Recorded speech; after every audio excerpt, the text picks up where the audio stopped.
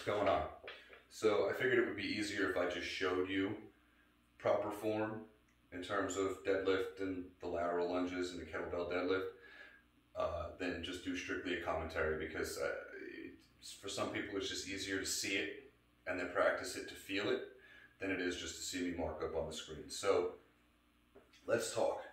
Let's talk about proper deadlift form. All right.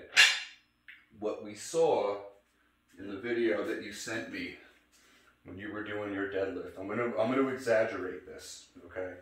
But what we saw was this, okay? Leaning over, a significant rounding of the back, and then standing back up, keeping the shoulders rounded forward. Okay, this is primarily a lower back exercise. I really don't want this to be a lower back exercise. We want to capitalize on the hips really being the powerhouse of this movement. Okay, this is where all of that power is created. The strongest hinge in your body will be the glutes, the hamstrings, the quads, and the lower back. And I want you to practice doing this with perfect form, perhaps with a broomstick or something. You don't need a trap bar or a kettlebell in order to feel this working and in order to benefit from the proper postures and the proper forms that I'm going to show you. So let me show you with the trap bar. The first thing I want you to do when you set up for your trap bar, number one, is I want you to do your deadlifts with bare feet. We'll get into it later. I want you to do your deadlifts with bare feet and take careful consideration to make sure that your feet are pointed at 11 and 1, no more. Okay, so barely pointed outwards with your feet just outside of your hips. I'm not sure if you can see it on this video, but that's where I want you to set up. When you initiate the movement, the very first thing I want you to do is pull your shoulders back and pull them down. Lock in your shoulder girdle.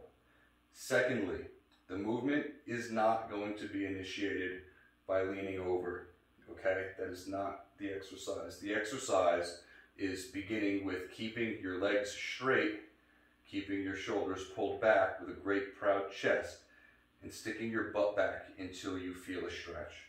Now that you have a stretch in your hamstrings, what I want you to do is keep the tension in your back. My shoulder blades are still pinched. You can see my back is still straight, okay?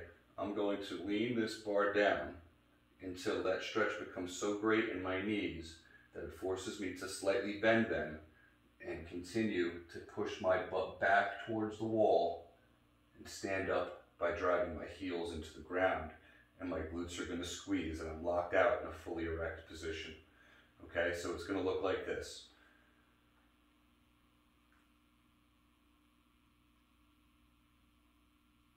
This is a perfect deadlift.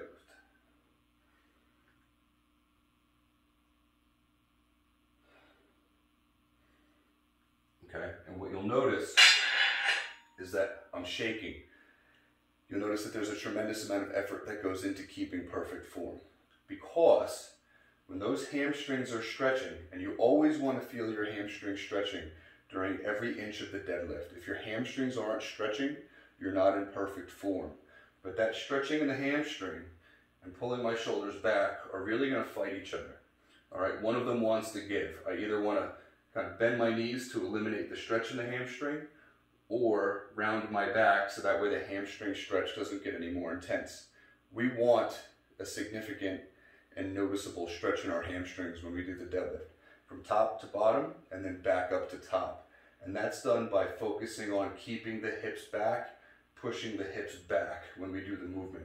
It starts like this. My back stays straight the entire time, okay? I find the stretch, I soften my knees, and then I drive through my heels, having my glutes really being the primary driver of that movement. Okay, so what it'll look like with the kettlebell, okay, same, bare feet. All right, slight difference is going to be that your feet are going to go a little bit wider than they were with the trap bar deadlift to make room for the kettlebell. Now, because they're a little bit wider, our toes are going to point out a few degrees more. You always want to make sure that your second and third toe, your pointer and your middle toe, are pointing in the direction of your knee. So if my feet are out wide, hopefully you can see this, okay? If my feet are out wide and my toes are straight, My knees are pointing this way, but my toes are pointing that way. That creates a tremendous amount of stress in and around the knee. Naturally, I just want to turn my toes out to match exactly where my knees are pointing. Okay, that's critical.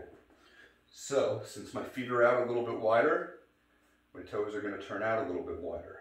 But I'm going to initiate the movement the same way. Fully erect, shoulders back, arms are straight. I stick my butt back until I find the stretch. Kettlebell is just dead hang. Okay? Wicked stretch all the way to the bottom. I keep that stretch all the way up and drive my hips into this kettlebell. Okay? That's all glutes. Shoulders back. Look for the stretch. Begin my descent. Fight like hell to keep my back straight. And then come up and squeeze. Absolutely critical. Okay? Reverse lunge. Here's a rule, steadfast rule when it comes to lunges, whether it is a front lunge, a reverse lunge, a walking lunge, a stationary lunge, any lunge that occurs in this plane, this is a hard and fast rule, okay? It'll help you determine how far apart your feet should be, but it also, again, focuses on the powerhouse of the movement, which is the glute. First thing I want you to do, and I prefer that you did this with bare feet as well, it's a little bit more challenging. Maybe you start with shoes until you get the hang of it. But we start in the down position and we put our feet far enough apart that in the down position, shoulders are stacked over our hips, which is stacked over the rear knee. I've got 90 degrees at the front knee. I've got 90 degrees at the back knee. You can see that my rear toe is dug in. My front heel is dug in. And I'm going to rise myself up.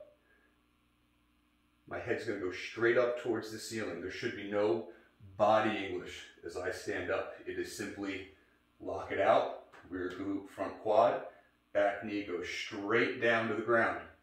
Reference it, 90 degrees, I'm good. Okay, stand up, back glute, front quad, and repeat. So if you're doing the reverse lunge that you were demonstrating in the video, you want to find where that distance should be. My rear toe is going to go right about there. Back straight, shoulders over hips, over knee, okay? And what you're going to do is you're going to step back, drop that back knee straight down.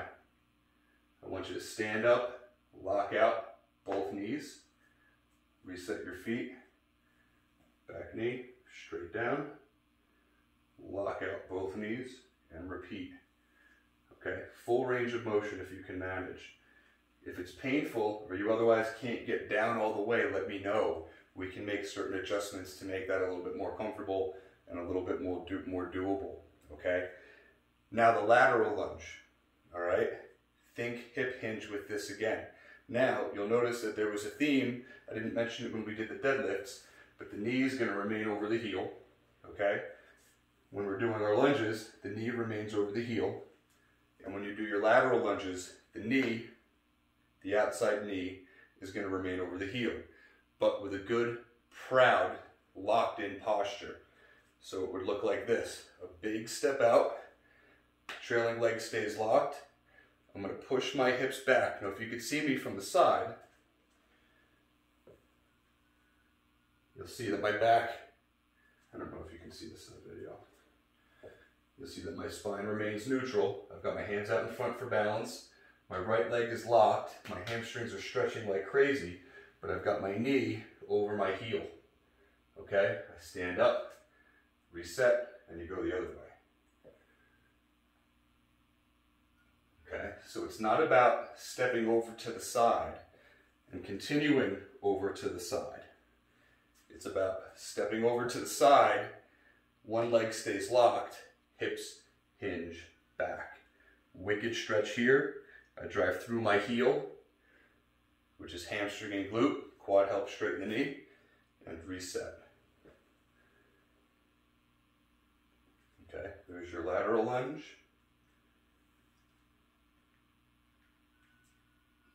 Here's your reverse lunge.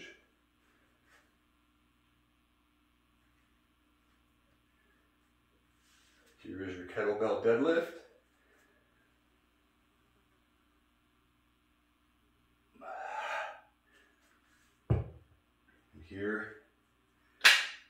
your trap bar deadlift.